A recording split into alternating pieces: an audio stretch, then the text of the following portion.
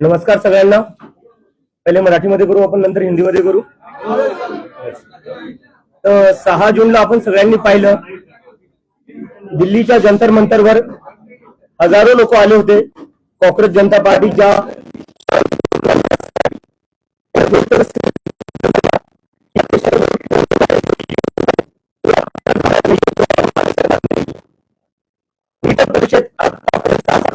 आत्महत्या केलेली आहे.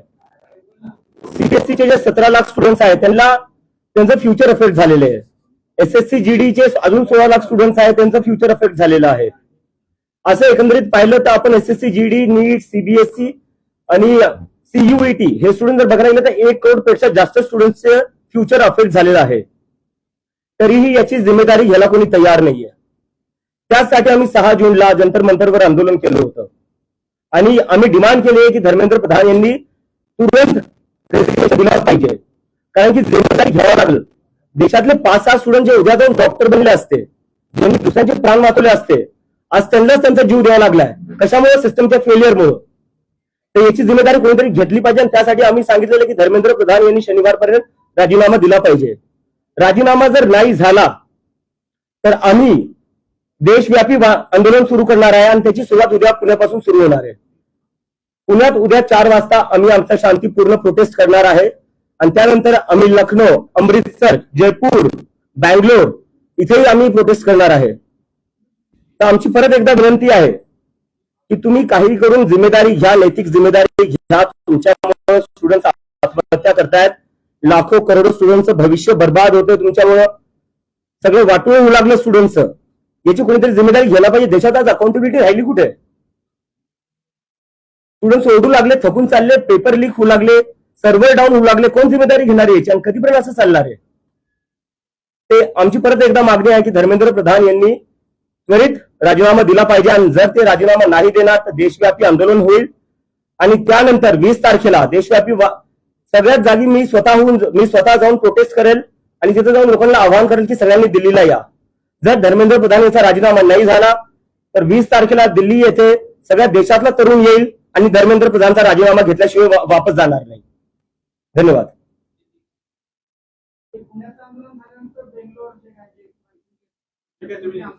एकदा मी हिंदीत करून देऊ आता बरं. ओके.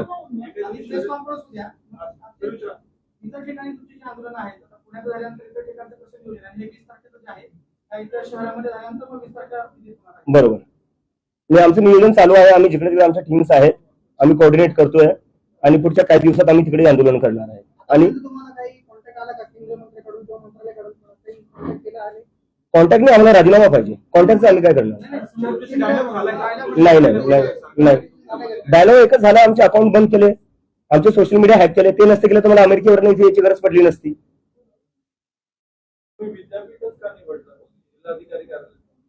विद्यापीठात काय प्रॉब्लेम आहे सर? नाही, प्रॉब्लेम काय?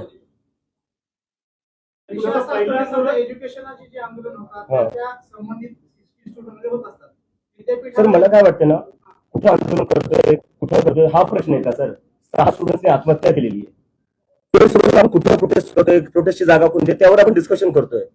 काय अर्थ आहे या सगळ्या गोष्टींना सर? प्लीज म्हणजे मुद्दे आपला जो मुद्दा आहे त्याची सेन्सिटिव्हिटी समजून घ्या सर. नाही, मी समजतोय. जेव्हा आंदोलन होतं तेव्हा कलेक्टरला निवेदन दिलं जातं, अशा गोष्टी होत असतात म्हणून आम्ही हा प्रश्न विचारतोय. तुमच्या आंदोलनाच्या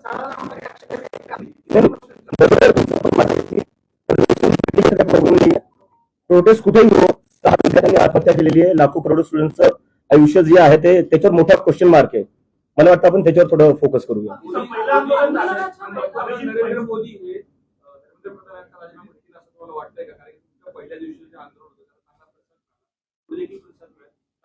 मला असं वाटतं जर ते रशिया युक्रेनचं वॉर थांबवू शकतात तर राजीनामा तर घेऊ शकतात.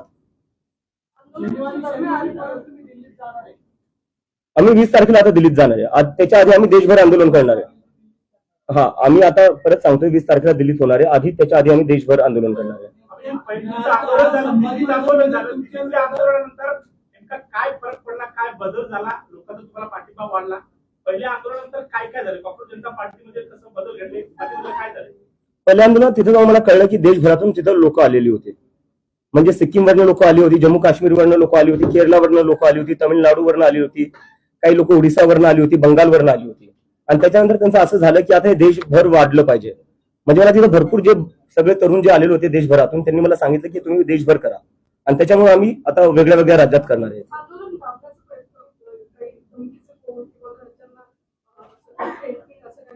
म्हणजे हे तर चालूच आहे, माझ्या घरच्यांना धमक्या भेटताच आहेत, ते चालूच आहे. आणि मला आता सोशल मीडियावर येतात, म्हणजे तिथे येण्याआधी मला म्हणलं तू ये प्रेस कॉन्फरन्सला, आम्ही कॉक्रोच मारण्यासाठी हिट घेऊन ठेवलेला आहे. तर अशा प्रकारच्या धमक्या चालूच आहेत. आता म्हणजे मला कळत नाही की अजून सरकारला कशाची वाट बघते. स्टुडंट्स आत्महत्या करताय, 1 करोडपेक्षा जास्त स्टुडंट्सचं फ्युचर अफेक्टेड झालेलं आहे. अजून म्हणजे काय करावं लागणार आहे सिरियस व्हायला तुम्हाला? म्हणजे सिरियस कुठे ना कुठे व्हावंच लागणार आहे. घेत नाही, दॅट इज अब्सोल्युटली राईट. तुम्हाला बाकी कुठल्या पार्टीचा सपोर्ट आहे किंवा पाठिंबा दिले का बाकी कुठल्या पार्टी? नाही, मी एक गोष्ट क्लिअर करू शकतो की कॉक्रोच जनता पार्टी सोबत कोणीही असोसिएटेड नसणारी कुठलीही पॉलिटिकल पार्टी आम्ही कोणाला इन्व्हॉल्व्ह होऊ नाही देणार आहे. बट कुठल्याही पार्टीला जर स्टुडंट्सच्या मुद्द्यावर आम्हाला समर्थन द्यायचं आहे, युवकांच्या बेरोजगारीच्या मुद्द्यावर आम्हाला समर्थन द्यायचं आहे, ते आम्हाला समर्थन देऊ शकतात. कारण की जर तुम्हाला युवकांच्या मुद्द्यांवर राजकारण करायचं आहे, आमच्या मागण्यांना तुम्हाला समर्थन करायचं आहे,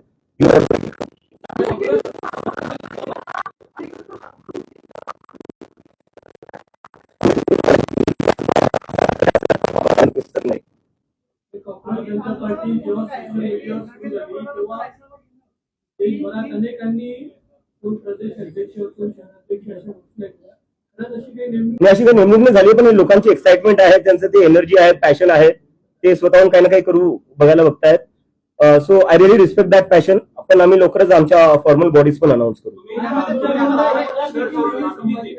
आता विद्यार्थ्यांचे प्रश्न करताय त्या प्रश्नात यश मिळाल्यानंतर ना कुठले काही मुद्दे असणार आहेत का? सर, आधी हा प्रश्न सुटला तर आपण पुढच्या प्रश्नावर जाऊ. धर्मेंद्र प्रधानांचा राजीनामा घेणं की नीट यंत्रणा सगळी कोल्यात झालेली आहे, त्याच्यामध्ये कायमस्वरूपी बदल घडवून आणणं. सरकारनं परत परीक्षा घेतली आणि परीक्षा घेताना सांगितलं की आम्ही बसू सगळे केंद्रात हवाई कष्ट जे आहे ते घालू. नक्की बदल कशामध्ये होईल असं तुला वाटतं की धर्मेंद्र प्रधानांचा राजीनामा घेऊन हा प्रश्न सुटणार आहे? मला असं म्हणायचं बरं, आपण म्हणजे सगळे असं विचार करतो की एका राजीनाम्याने सिस्टम बदलणार नाही. ठीक आहे, मलाही मान्य आहे. पण मला असं वाटतं, जर राजीनामा तुम्ही घेत नाहीये याचा अर्थ तुम्ही तुमची चूक मानत नाहीये. जोपर्यंत तुम्ही चूक मानणार नाही तोपर्यंत गोष्टी तुम्ही ठीक कसं करणार? काही खराब झालंय ते आपल्याला आधी ऍडमिट तर करावं लागेल ना, एक्सेप्ट तर करावं लागेल काही खराब होतंय. जर आपण एक्सेप्टच करायला तयार नाही की सिस्टम खराब आहे, जर आपण रिस्पॉन्सिबिलिटीज घ्यायला तयार नाही की सिस्टम खराब आहे, तर सिस्टम मग ठीक कसं करणार? राजीनामा is the first step towards that. आंदोलनावर असा आरोप होतोय की मौनागिरी काही आणि त्याची तुलना कुठेतरी अण्णा हजारेंच्या आंदोलनाशी होते, त्यावर तुमची काय प्रतिक्रिया आहे? दिल्लीत मी अमेरिकेवरनं आलो, मी तसं स्टेजवर गेलो, म्हणजे तिथं स्टेज नव्हता खरं सांगायला गेलं तर. सगळे लोक स्वतःहून आले होते, का पैसे देऊन आणलेले होते, तुम्ही पाहिलं असेल. मी कुठून काय करणार आहे? मी तर स्वतः एक स्टुडंट होतो अमेरिकेत. तर हे सगळे आहे ना, म्हणजे डिस्ट्रॅक्ट करायच्या गोष्टी चालू आहे. मला वाटते जे लोक असे आरोप लावतायत त्यापेक्षा जर तुम्ही खरंच जर स्टुडंट्सचे प्रॉब्लेम सॉल्व्ह केले असते, नीट पेपर फुटी जी झाली त्याच्यावर थोडं लक्ष दिलं असतं, सीबीएसई मध्ये जे झालं त्याच्यावर लक्ष दिलं असतं, तर आम्हाला हे सगळं करायची गरजच पडली नसती. दिल्लीमध्ये आंदोलन करताना तुम्हाला देशातल्या इतर अनेकांनी पाठिंबा दिला, ते तुमच्यासोबत आलेले होते. पुण्यामध्ये आंदोलन करताना असे पुण्यातले कोणते घटक आहेत, कोण व्यक्ती आहेत की तुमच्या आंदोलनाला तुम्हाला सपोर्ट देण्यासाठी आलेले आहेत? आता या आंदोलनाचं आयोजन करताना तुम्ही कोणासोबत कॉर्डिनेट करता? मंडळी कोण आहे की तुमच्यासोबत पुण्यामध्ये भक्कम उभे राहिले? नाही, पुण्याचे जेवढे काही स्टुडंट्स युनियन्स आहेत ते सगळं एमपीएससीचे असो, पुणे युनिव्हर्सिटीचे असो, ते सगळे आमच्या सपोर्टमध्ये आहे. बाकी आम्ही एक लवकरच प्रेस रिलीज मध्ये बाकी सगळी इन्फॉर्मेशन टाकून देऊ.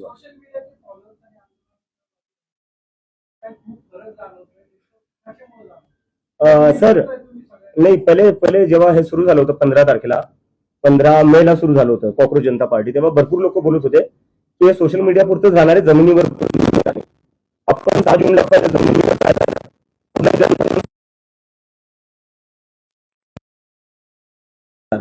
मला वाटते 6 तारखेला तरुणांनी दाखवून दिलं. आणि आता सगळ्यांच्या माध्यमातून तुमच्या सगळ्यांच्या माध्यमातून मला सगळे जेवढे पेरेंट्स आहे, आई वडील आहेत, त्यांना अपील करायची आहे. मला माहिती तुम्हाला भीती वाटत असेल जेव्हा तुम्ही तुमचे लेकर राजकारणावर काय बोलत असेल किंवा सरकारला जॉब विचारत असतील. माझ्या आईला भीती वाटती. माझी आई तर म्हणजे मी युएसला जेव्हा 2 वर्ष आधी गेलो होतो थोडी रडली नव्हती जेवढी मी वापस येताना रडली. आणि ती मला म्हणतो तू वापस येऊ नको, हे तुला अटक करतील किंवा दुसरं काही करेल, तुझ्यावर हल्ला होईल. पण मी तुला म्हणलं यावं लागेल, कोणाला कोणातरी बोलावं लागेल. तर माझे जेवढे आई वडील हे बघताय त्यांना सांगतोय, तुमच्या लेकरांना बोलण्यापासून थांबू नका. जोपर्यंत मी एकटा बोलत राहील तोपर्यंत असू शकतं मला एकट्याला आवाज दाबायचा प्रयत्न करतील, पण जेव्हा लाखो करोडो स्टुडंट सोबत बोलतील ना, तेव्हा यांची हिंमत होणार नाही कोणाचा आवाज दाबायला. आणि जेलमध्ये जर कोणाला टाकायचं तर मी जेलमध्ये जायला तयार आहे, तुमच्या लेकरांना जेलमध्ये जाऊन देणार, मी त्याची जबाबदारी घेईल. पण तुमच्या लेकरांना तुम्ही बोलण्यापासून थांबू नका. नाही आता इथंच सर, बॅक फॉर गुड. उद्या हजारोमध्ये परत होईल. मला तर वाटतं जंतर मंतर पेक्षा मोठा होऊ शकतो. तुमच्या आंदोलनावर टीका होती, आंदोलनावर फिरेरीची मदत घेतली जाते इथपर्यंत. कशाची आतंकवाद्यांची मदत घेतली जाते. आज पत्र देखील संभाजीनगरमध्ये पोलीस मुंबईच्या एका माणसाने पत्र देखील लिहिलं पोलिसांना. तर दिल्ली पोलिसने एका आतंकवाद्याला परमिशन दिली असं म्हणायचं तुम्हाला? पुणे पोलिसने एका आतंकवाद्याला परमिशन दिली असं म्हणायचंय? एक minute sir, I am answering. ठीक आहे, लिगली करतो आम्ही, म्हणजे बेस काय याच्यात? आणि चला ठीक आहे, हे एकदा मी अजूनही करतो. चला, म्हणजे मी एक पाहिलं, वेदांत जो होता 17 वर्षाचा स्टुडंट, ठीक आहे, त्या 17 वर्षाच्या स्टुडंटला पाकिस्तानी बोलण्यात आलं जेव्हा त्यांनी सीबीएसई मध्ये काय घोळ चालला तो एक्सपोज केला. तर तुम्ही मला पाकिस्तानी म्हणताय, जो 17 वर्षाचा सीबीएसई स्टुडंट आहे त्याला पाकिस्तानी म्हणताय. तुमच्यासारखे जे पत्रकार आहे, जे सरकारला प्रश्न विचारतात ते त्यांना पाकिस्तानी बोलल्या जातं. तर मग या देशात भारतीय राहिलो कोण? फक्त भाजपाने त्यांचा आयटी सेल आणि आम्ही सगळे बाकी पाकिस्तानी झालो. काय अर्थ आहे याला? एकदम ऑफेंड होऊ नका, आपल्यासाठी तुम्हाला प्रश्न विचारतो. तर आता तुमच्याकडे आता तुम्ही युथ आहात, फक्त या धर्मेंद्र प्रधानच्या याच्याबद्दल बोलतात, पण तुमच्याकडे तुमची काय मॉडेल्स ऑपरेटिंग, पुढे भविष्यासाठी तुमचे काही प्लॅन ते बिलकुलच सांगत नाही. सर 15 दिवस झालेत सुरू होऊन, 15 दिवस झाले सर. युथनी भारताला हेच मिळवून दिलं, इंडिपेंडन्स. किती वर्ष लागले होते सर? 3 वर्षाचं नाही, त्यांनी ते लढले म्हणून भेटले. हो, पण किती वर्ष? आम्हाला 15 दिवस झाले सुरू होऊन. अभिजित, तुम्ही म्हणाल की आता तुम्ही इकडे थांबणार आहात, जाणार नाही. येस. तुम्ही अमेरिकेत कशासाठी होता? नोकरी होती, शिक्षण होतं, ते संपलं का? आणि त्यानंतर आता भारतात येऊन परत कायमस्वरूपी राहणार, तर काय प्लॅन आहे? माझं मास्टर्स चालू होतं, मी मास्टर्ससाठी गेलो होतो आणि आता मी जॉबसाठीच अप्लाय करत होतो. हे 15 दिवसाआधी माझं म्हणजे हे होतं की अमेरिकेत मी बेटर ऑपॉर्च्युनिटीसाठी गेलो होतो, तिथं सेटल व्हायचं होतं आणि जॉब्स अप्लाय पण करत होतो. आणि जेव्हा हे सगळं झालं, थोडं माझं आर्टिकल्स आले इंटरनॅशनल मीडियामध्ये पण, त्यानंतर मला जॉब्सची ऑफर पण भेटल्या. पण बरेचसे कॉक्रोच जनता पार्टीचे कॉक्रोचेस होते, ते सारखे म्हणत होते आपल्याला हे आंदोलन पुढे घेऊन जायचंय, आता आपल्याला हे सोशल मीडिया पुरतं लिमिटेड नाही ठेवायचंय. त्यामुळे मग मी कुठे ना कुठे मला एक रिस्पॉन्सिबिलिटी होती माझ्यावर, मी सुरू केलेलं, त्यामुळे की मला कुठे ना कुठे देशात वापस यावं लागेल. आणि त्यामुळे मी आता इथं आलोय. कॉक्रोच जनता पार्टीची आता राजकीय स्थापना झाली का? काय झालं पुढे? काय नाही, ही एक मुव्हमेंट आहे सर, ही एक मुव्हमेंट आहे. आणि मी परत तुमच्या सगळ्यांना रिक्वेस्ट करतो, मी ऑफेंड नव्हते सर, मी रिक्वेस्ट करतो आणि 15 दिवस झाले.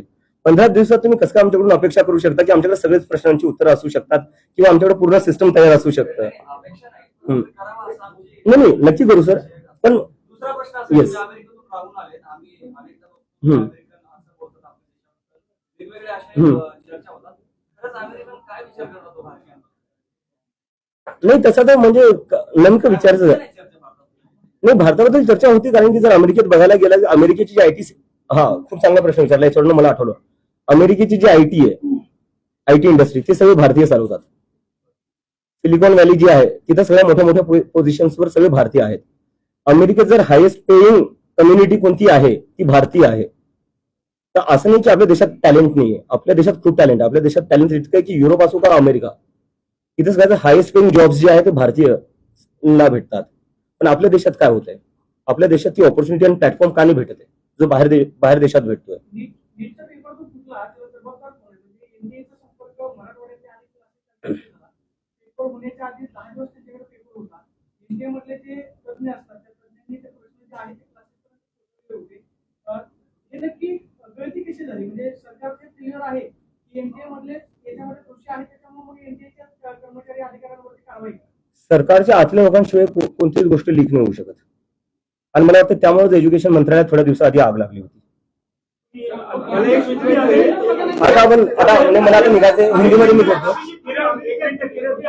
शिक्षण घेतलंय, समजा एज्युकेशन प्रणाली जवळ पाहिली, काय बदल व्हायला पाहिजे, काय झालं पाहिजे, काय तर त्याच्यावर आपण नंतर पुढे आता आपण मुद्द्यावर नाही, मला एकदा आता हिंदी हिंदी हिंदी हिंदी जो पेपर फुटले मी हिंदीत बोलतोय. मला मला मला टाइमाचं लिमिटेशन है. 6 तारीख को दिल्ली के जंतर मंतर पर आंदोलन हुआ था. हम सबने देखा दिल्ली के जंतर मंतर पर किस तरह से हमारे शांतिपूर्ण आंदोलन को समर्थन मिला. पूरा जंतर मंतर भर गया था. इससे यह साबित होता है कि इस देश का युवा अब इस सरकार से डरता नहीं, वो सवाल करेगा. और हम आज फिर से रिक्वेस्ट करते हैं एजुकेशन मिनिस्टर धर्मेंद्र प्रधान से, वो रिजाइन कर दे. अगर वो रिजाइन नहीं करते हैं तो अब हम देश भर आंदोलन करने जा रहे हैं, जिसकी शुरुआत कल पुणे से हो रही है. कल पुणे यूनिवर्सिटी में सभी लोग, सभी छात्र एमपीएससी के हो, नीट के हो, सभी छात्र आएंगे और एक बहुत बड़ा आंदोलन करेंगे और हम धर्मेंद्र प्रधान का रेजिग्नेशन की डिमांड करेंगे. इसके बाद लखनऊ, अमृतसर, जयपुर, बेंगलोर जैसे जगह पर भी मैं खुद जाकर आंदोलन करूंगा और ये आंदोलन पूरी तरह शांतिपूर्ण होगा और डेमोक्रेटिक होगा. और इसके बाद भी अगर धर्मेंद्र प्रधान रिजाइन नहीं करते हैं तो हम सब इस देश के युवा दिल्ली में फिर से 20 तारीख को जंतर मंतर पर आएंगे और धर्मेंद्र प्रधान का रेजिग्नेशन लिए बिना नहीं लौटेंगे. और मैं आखिरी में ये कहना चाहता हूं सभी लोगों से, सभी स्टूडेंट से, सभी युवाओं से, अब हमें सबको मिलकर आवाज उठानी पड़ेगी. जब तक ये लोग हमारी बात नहीं सुनते, हमें सबको साथ में आना पड़ेगा. कब तक इस देश में स्टूडेंट सुसाइड करते रहेंगे, कब तक इस देश में पेपर लीक होते रहेंगे, कब तक इस देश में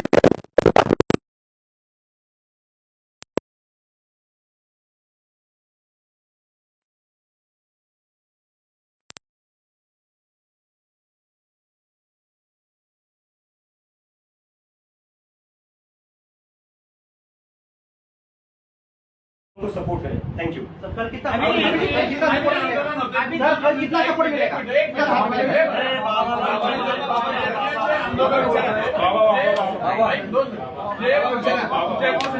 मुलं आहेत, आम्हाला माहिती आहे, नेहमी संपर्कात असतात. ते कुठल्या तरी चळवळीशी संबंधित आहेत, कुठल्या तरी विद्यार्थी चळवळ असेल किंवा धार्मिक संघटना असेल किंवा राजकीय पक्ष असतील किंवा जातीय पक्ष. मग हे ऑर्गॅनिक जनता पार्टी, कोकण जनता पार्टी कुठं आहे? ही सगळी कुठल्या संघटनात काम करणारी मुलं आहेत.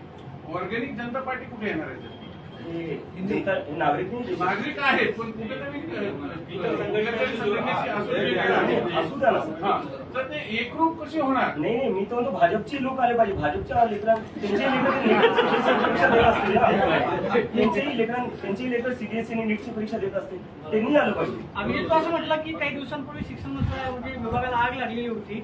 सरकारचे लोक याच्यामध्ये सहभागी असल्याशिवाय होणार नाही. म्हणजे थेट शिक्षण मंत्र्यांचा सहभाग आहे का नीट पेपर फुटी प्रकरणात? मी अजून किती वेळ बोललो?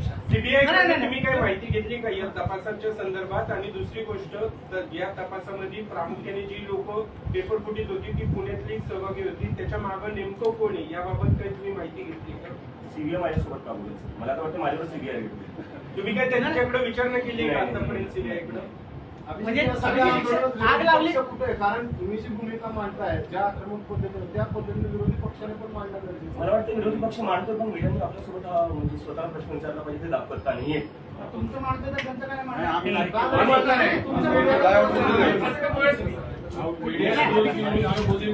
तुम्ही राजीनामा मागताय, परंतु तुम्ही असं काही पत्रव्यवहार वगैरे करत नाही, कम्युनिकेशन करत नाही, फक्त ग्राउंडवरती आंदोलन करताय. असं काही करणार आहे?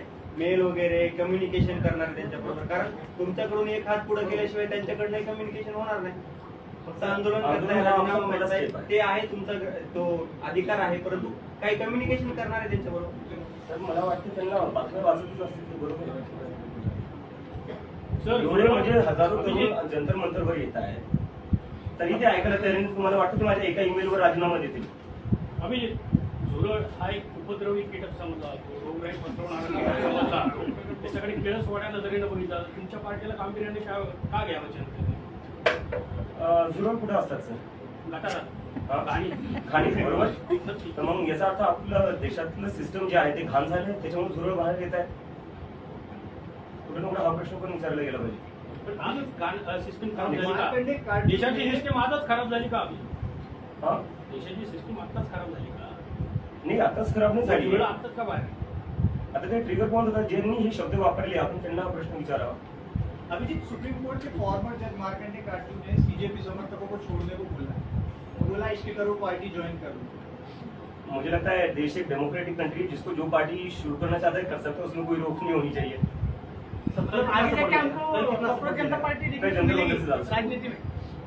आगे जाके राजनीति में 2029 के लोकसभा चुनाव के पहले कांग्रेस जनता पार्टी देखने को मिलेगी क्या? सर मैं कह रहा हूँ 15 ही दिन हुए हम लोगों को शुरू करके। सर ये सोशल मीडिया तक ही सीमित रहेगा? हाँ? नहीं सोशल मीडिया तक तो सीमित नहीं रहेगा सर, इतना आपने बोला नहीं। कि मूवमेंट है पर मतलब बोल रहे कि सोशल मीडिया का ट्रेंड है, 15 दिन महीना भर चलता उसके बाद बंद हो गया, तो पर आप 15 दिन हो गए जंतर मंतर पर आवे, हम ट्रेंड तो आ रहा आम्ही जेव्हा पार्टी काढली त्यावेळेस वाटलं होतं का की एवढा मोठा response? सर खरं सांगायला तुम्ही काहीच प्लॅन करून केलं नव्हतं. मी प्ले स्टेशन खेळत होतो जेव्हा मी ते ट्विट केलं होतं आणि त्याच्यानंतर मी एकदमच पाहिलं की लोकांचा खूप सगळा प्रतिसाद आला आणि त्याच्यानंतर मी पाहिलं की आता प्रतिसाद आला तर एखादं हँडल सुरू करून टाकतो ट्विटरवर किंवा इंस्टाग्रामवर. दुसऱ्या दिवशी मी उठून पाहिलं त्याच्यावर 1 मिलियन फॉलोअर्स आले होते. मग कुठं ना कुठं मला असं वाटलं हे काय झालं आता. भीती वाटत होती काय फॉलोअर वाटत होती? नाही भीती नव्हती वाटत, मी समजायचा प्रयत्न करत होतो की काय चालू आहे, कशामुळे होतंय असं. त्यानंतर मी जेवढे लोक फॉलो करत होते, काही लोकांचे मेसेजेस येत होते, त्यांच्याशी संवाद करायला मी ट्राय केला आणि त्याच्यात समजलं की लोक खूप जास्त हे जे तरुण आहेत, 19 वर्षाची मुलं होती ती, कोणी रिसर्च मध्ये जायचं प्लॅन करते, कोणी डेटा सायंटिस्ट बनायचा विचार करत होतं. तर त्या लोकांनी एकंदरीत ना पॉलिटिक्स मध्ये गिव्हअप करून टाकलं. जेवढे पॉलिटिकल पार्टीज आहेत त्यांनी एकदमच त्यांच्या एक्सपेक्टेशन संपले आहेत त्यांच्याकडे आणि त्यांना असं वाटलं की हा प्लॅटफॉर्म कुठे ना कुठेतरी आमच्यासाठी यूज झाला होऊ शकतो. आणि त्यामुळे मग त्यांनी मला प्रेशर केलं की आता ही मुवमेंट तू सिरियसली घे. आम्हाला माहिती आहे तू मजाकमध्ये सुरू केली आहे पण तू आता सिरियसली घे. तुम्ही जो बाबासाहेबांचा फोटो आहे काय सांगायचं होतं तुम्हाला? त्याच्याने मला हे सांगायचं होतं ही जी मुवमेंट आहे ती संविधानाच्या हद्दीत राहूनच आहे आणि संविधानाचं पालन करूनच आहे.